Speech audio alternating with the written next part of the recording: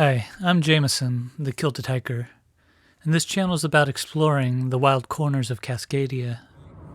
In part 1 of our Nootka Island adventure, we'll make a long journey north by car, ferry, and seaplane. Along the way, I'll encounter my first Seawolf. We'll trek through some of the most beautiful coastal landscapes in Cascadia, albeit challenging at times. And we'll celebrate my mom turning 75 on the trail. So let's get this party started, shall we?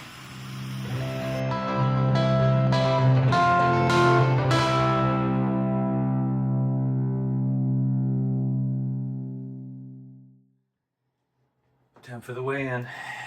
See what this bad boy weighs.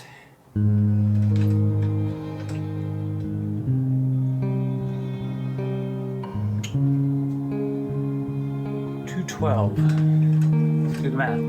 Oh wait, 156. At 44 plus 12. 56 pounds. It's helping me with my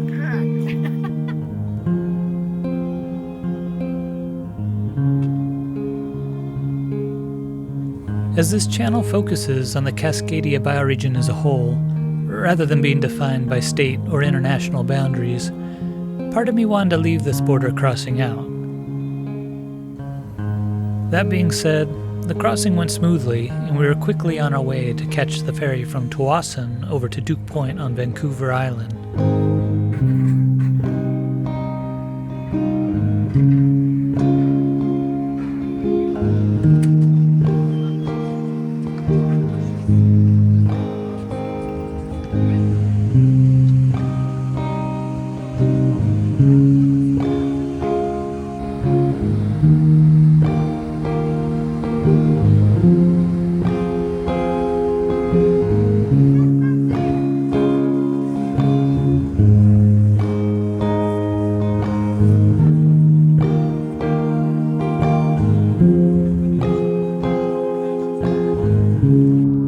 From Duke Point is about a 3-hour drive north, then west, to the small town of Gold River, where our seaplane would depart and take us the final leg to Nootka Island.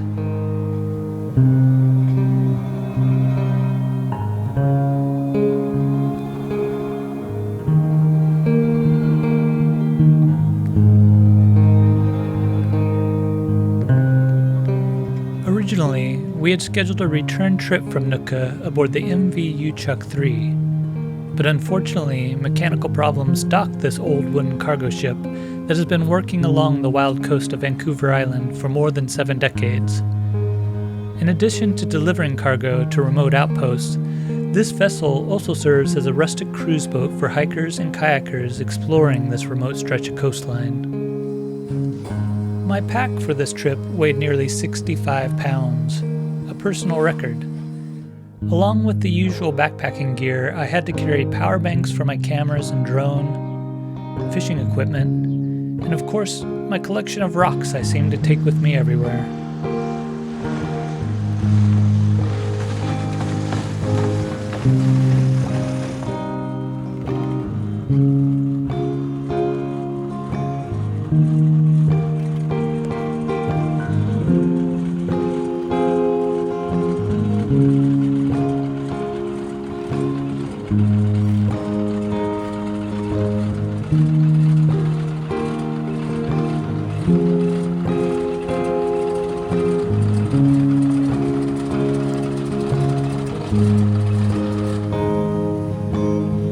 Our seaplane finally arrived, and we were off as fast as possible, the pilot having serious doubts about whether we would stay ahead of the incoming fog. If it rolled in before we landed, we could easily lose an entire day waiting for the weather to clear.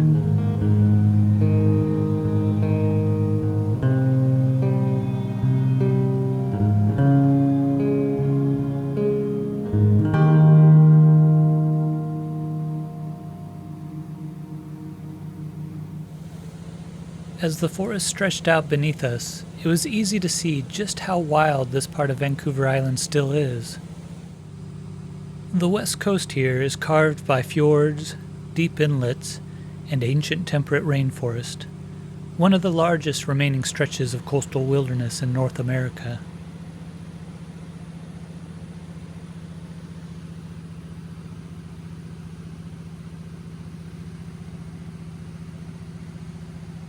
Just offshore sits Nootka Island, guarding the entrance to Nootka Sound. This place has been traveled by indigenous people for thousands of years, long before European ships ever appeared on the horizon. Nootka Sound would later become one of the earliest flashpoints of international politics in the Pacific Northwest. In the late 1700s, Spanish and British ships met here in a tense standoff known as the Nootka Crisis. One of the first moments European powers competed for control of this rugged coast.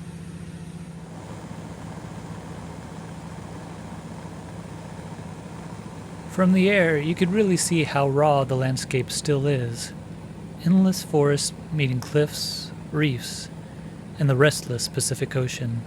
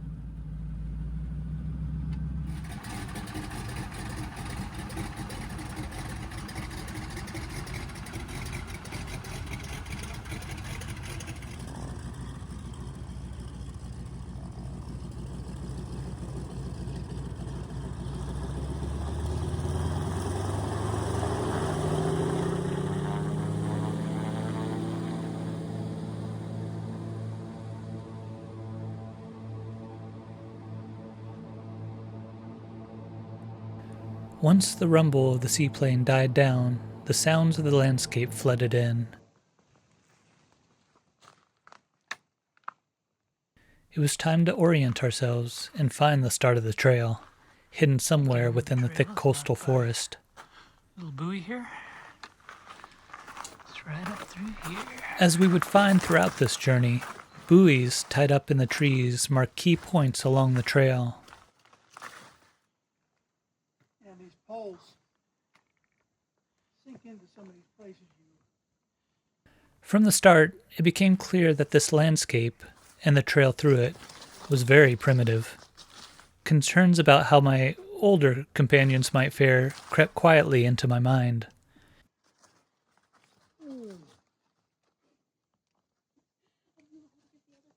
One precaution I took before this trip was getting search and rescue insurance through Garmin. For about $40 per year, this coverage extends worldwide. While SAR services are technically free in the United States, a helicopter rescue on a remote island in Canada could become quite expensive for U.S. citizens.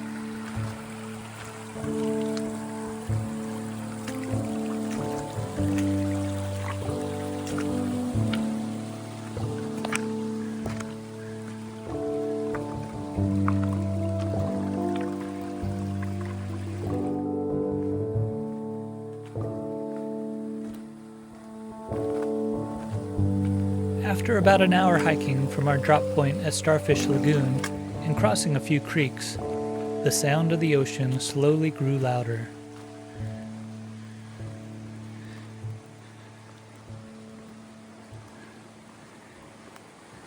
Eventually, the forest opened up and we emerged onto the shoreline of a camp aptly named First Beach. Looks like we made it to our first beach.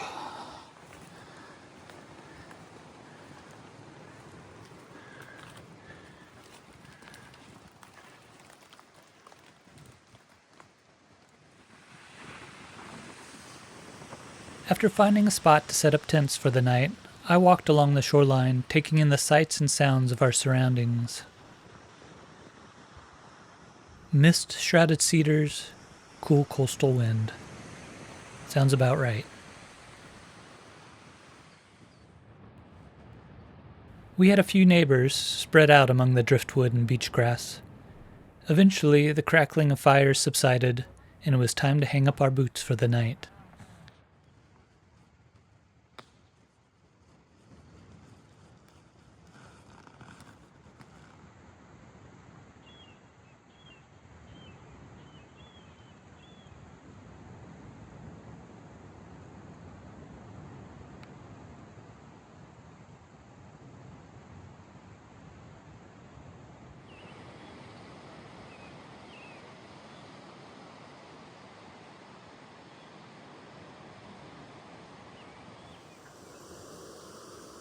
About 5 a.m. Out for a morning walk. Absolutely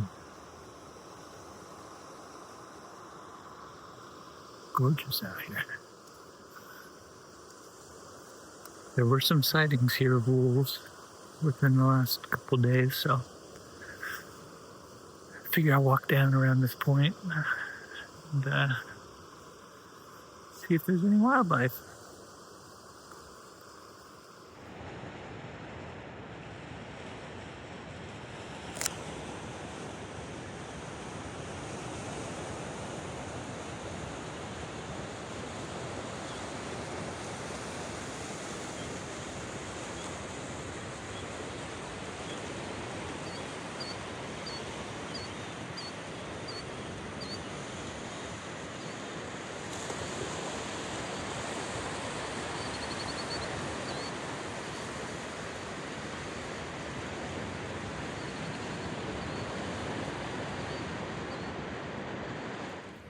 That was pretty cool.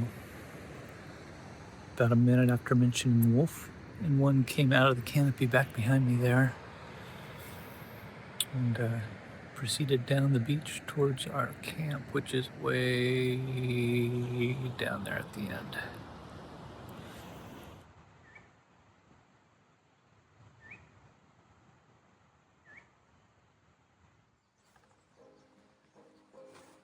After breaking camp, it was time to hit the trail. The sighting of the Seawolf still fresh in my mind, I recalled some of what I had recently learned about this remarkable animal. Coastal wolves live a very different life from their inland cousins. They swim between islands, patrol beaches at low tide for shellfish and crabs, and feast on salmon when the rivers run silver.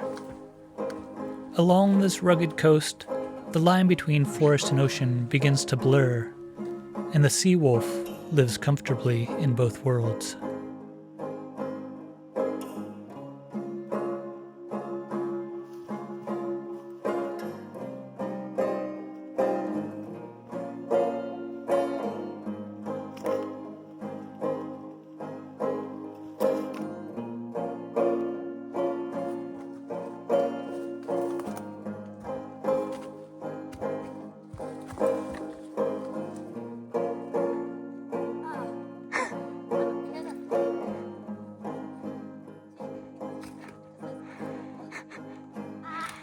Oh, jeez.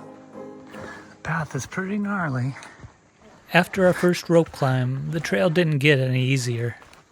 Thick roots, deep mud, and the sharpening realization that over the next few days this trail would test us in ways no other trail has.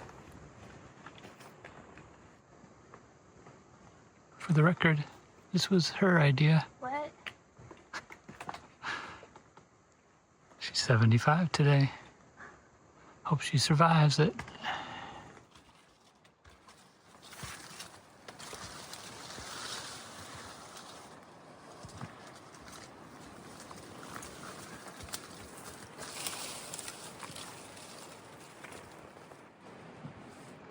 Eventually, the shoreline came back into view.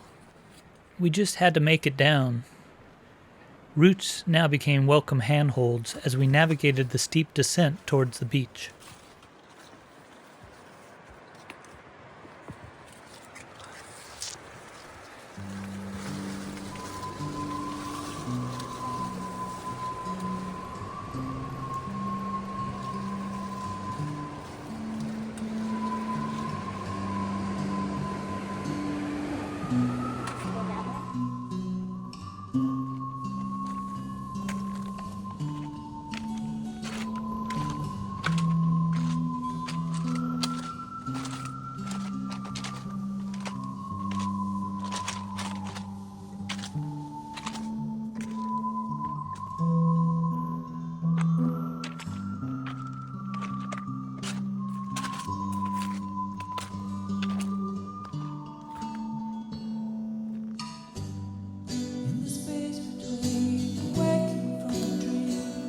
This is about as smooth as this trail's been so far.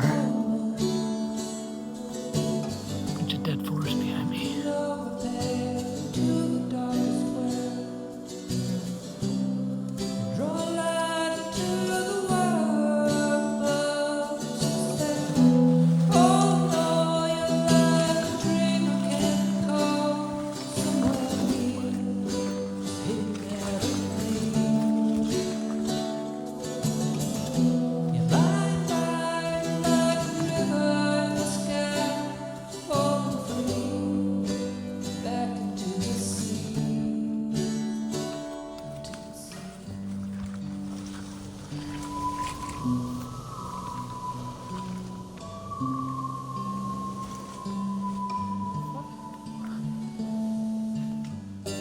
The old farts are making it through. Not easy. It's slippery right there. Yeah. I got my poles going. Try to capture what is still inside of you. From wherever you have gone, she said, all in all, you're like a dream I can't recall. Somewhere near, just hidden out of reach. By like a river in the sky, falling back into the sea, into the sea.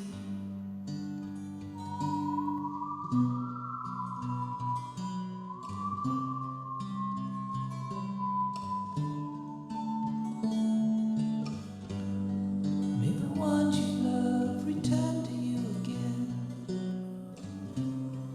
like a halo around the moon.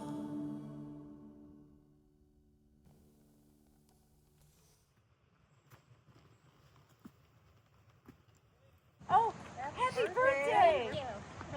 What a great way to spend your birthday. Yeah, I think so. The only group we passed that day was from Washington State. While most hikers travel the Nootka Trail from north to south, they were one of the few swimming upstream. Try to smile whenever I see that go up.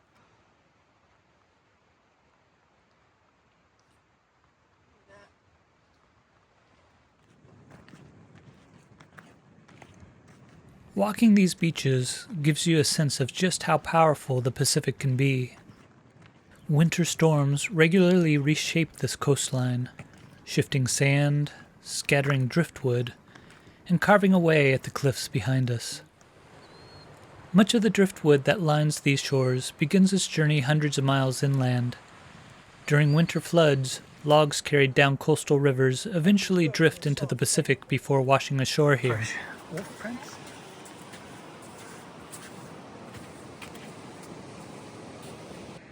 Where forest and ocean meet, one of the richest ecosystems on the coast begins to unfold. Tide pools, kelp forests, salmon streams, and the wildlife that depends on them.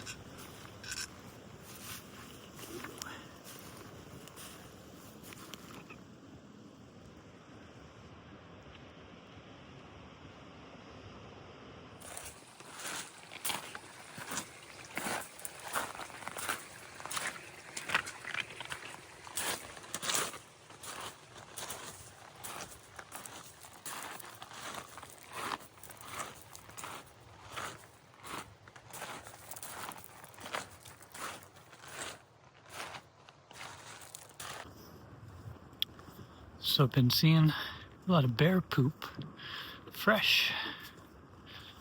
Feels like definitely in this area, and there are a lot of wolf tracks, fresh ones in the sand here. It's pretty cool.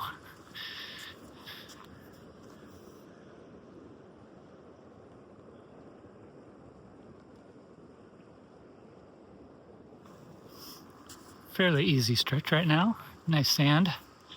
It's been off and on slippery rocks, pea gravel, and sand. We're about a third of the way to our campground, and we've been at it for almost 4 hours. No, 3 hours, 3.5. Anyways, it's going to be a long day if we try to stick to schedule and make that campsite. It'll be about 10, 11 hours of hiking if things go at this current rate. So we'll see.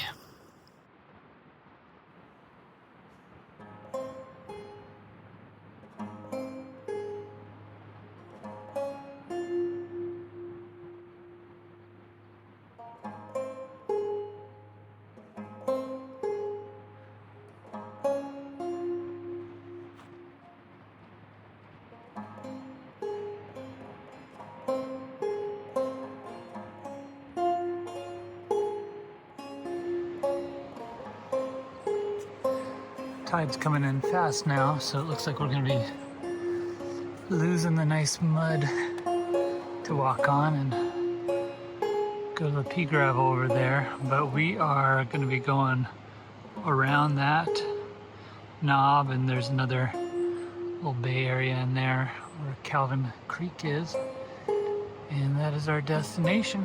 So we'll see if the tides are kind to us. It looks pretty rocky over there on the point, so we'll see. I'm not sure if there's some forest trails in that area. We'll look for the buoy markers if so. They're way back there. I see them. No bear yet. Nice little creek coming out here. I'm still okay on water right now. Since the tide's out, looks like I can just walk down there and not get my ankles wet.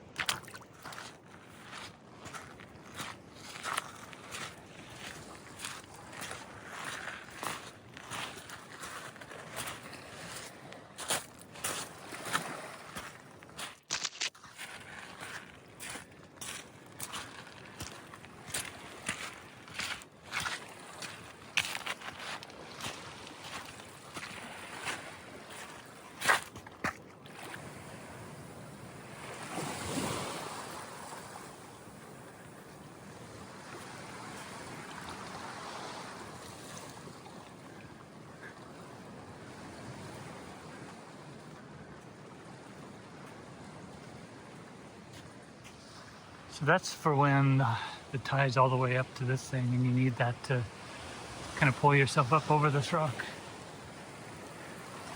Tide is coming in fast.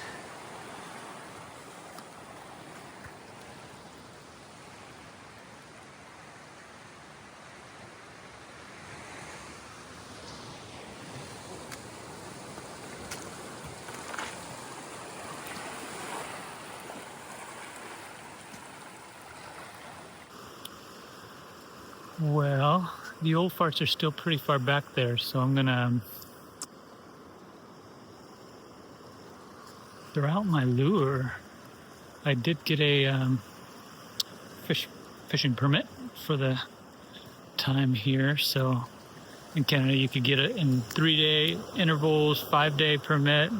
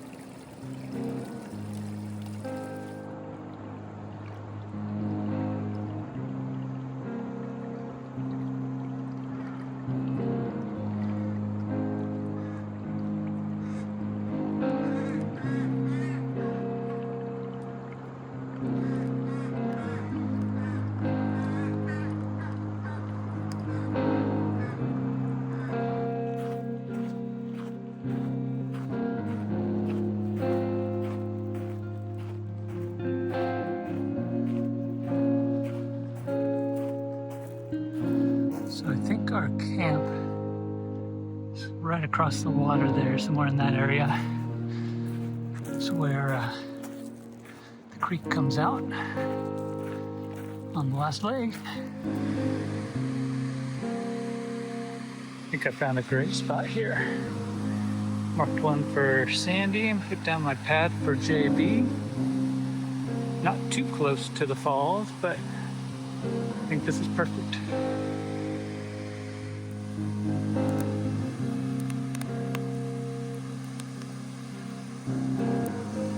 I mean, does it get any better than this? They should be pretty happy when they show up to find their spot and a nice toasty fire.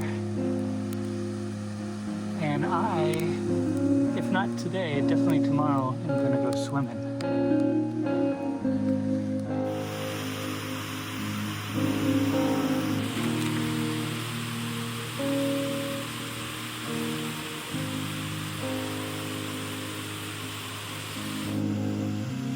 Camping at Calvin Falls was a relaxing way to end an otherwise challenging day. A cool dip in the deep, clear pool, a warm fire, and some marshmallows I snuck into my pack to celebrate my mom's 75th birthday. And so ended our second day on the Nootka Trail. As always, thanks for trekking along with us, and we'll see you on the next episode of The Kilted Hiker.